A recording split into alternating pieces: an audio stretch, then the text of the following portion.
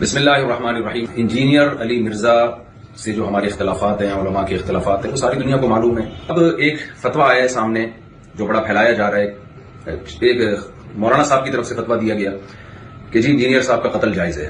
میں اس اپنی دینی ذمہ داری سمجھتا ہوں کہ ہم اس فتوے سے بالکل متفق نہیں ہیں، اور جتنی بھی میری بڑے علماء سے بات ہوئی ہے، جہاں تک میری رسائی تھی، جن سے میری بات چیت ہوئی ہے، وہ کوئی بھی اس فتوے سے متفق نہیں ہے۔ تو لوگ اس فتوے کو علماء کا متفقہ فیصلہ نہ سمجھیں، کیونکہ ہمارے ملک میں پہلے قتل و غارت بہت ہوئی ہے۔ یہ شرم کسی کو اجازت نہیں ہے اس کی کہ کسی بھی شخص کو اٹھ کے وہ قتل کر دے۔ انسانی جان کا قتل، چاہے وہ کسی بھی مسلک سے ہو، کسی بھی فرقے سے ہو، کسی بھی مذہب سے ہو، ہم اس کا قتل جائز نہیں سمجھتے۔ پاکستان میں قانون بنا ہوا ہے کہ کوئی بھی صحابہ کرام کی بے ادبی کرتا ہے یا گستاخی کرتا ہے تو قانون بنا ہوا ہے۔ تو یہ سپریم کورٹ کا کام ہے، ہائی کورٹ کا کام ہے، جج کا کام ہے کہ وہ یہ فیصلہ کرے کہ کون گستاخ ہے اور کون گستاخ نہیں ہے، اور اس بیس پہ جو بھی پاکستان کا لا ہے، قانون ہے، وہ نافذ ہونا چاہیے۔ لیکن یہ جو ایک فتویٰ دیا گیا ہے کہ جی اٹھ کے قتل کر دیا جائے، یہ بالکل ٹھیک نہیں ہے۔ میرے 20 اختلافات ہیں انجینئر علی مرزا سے، میرے کیا اہل سنت والجماعت کے علماء انجینئر علی مرزا کے عقائد کو درست نہیں سمجھتے، لیکن قتل و غارت کے فتوے دینا، انسانی جان غیر محفوظ ہو جائے ہمارے ملک میں، یہ بالکل جائز نہیں ہے۔ ہم اس کی پرزور مذمت کرتے ہیں، اور اس کو علماء کا فتویٰ نہ سمجھا جائے۔ ایسا نہ ہو کل کوئی سرفرا اٹھے اور کسی انسان کو قتل کر دے گستاخی کی بیس پہ، بے ادبی کی بیس پہ، تو یہ بالکل غلط ہے۔ ہم اس کی بھرپور طریقے سے مذمت کرتے ہیں، اور علماء بھی، جہاں تک میری رسائی علماء سے ہوئی ہے، وہ بھی اس عمل کو جائز نہیں سمجھتے۔ تو ملک میں امن کی کوشش کریں، اور دلائل کی دنیا میں رہ کے ہی بات کی جائے گی۔ اس سے آگے بڑھنے کی کوشش نہ کریں، قانون اپنے ہاتھ میں لینے کی قطعاً کوشش نہ کریں۔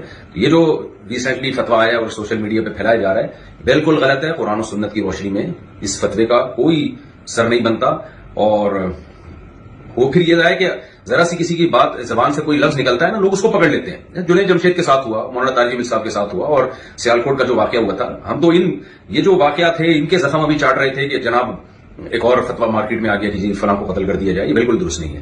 تو خدارا جو مذہبی لوگ ہیں وہ جنون کی حد تک آگے بڑھنے کی کوشش نہ کریں، پاکستان کا، اسلام کا امیج دنیا میں خراب کرنے کی کوشش نہ کریں۔ اس سے ملک میں نقصان ہوگا اور قتل و غارت کا میدان گرم ہوگا۔ تو یہ بالکل غلط ہے۔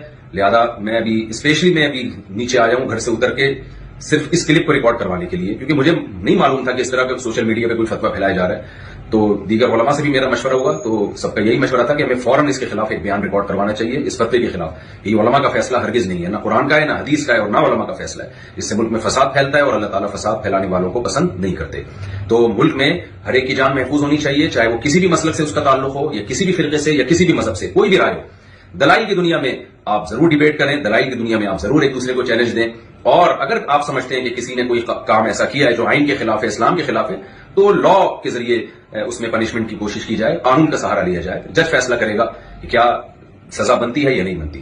اللہ تعالیٰ ہمارے ملک کو ہر قسم کی اندرونی اور بیرونی سازشوں سے پاک فرمائے، اور اس شر سے اللہ تعالیٰ ہمارے کنٹری کو محفوظ فرمائے، اور عالم اسلام میں محبت اور اتحاد پیدا فرمائے، اور ہماری سب کی جانوں کو اللہ تعالیٰ محفوظ فرمائے، اور یہ جو مذہبی شدت پسندی ہے، اس شدت پسندی سے اللہ تعالیٰ ہم سب کی حفاظت فرمائے۔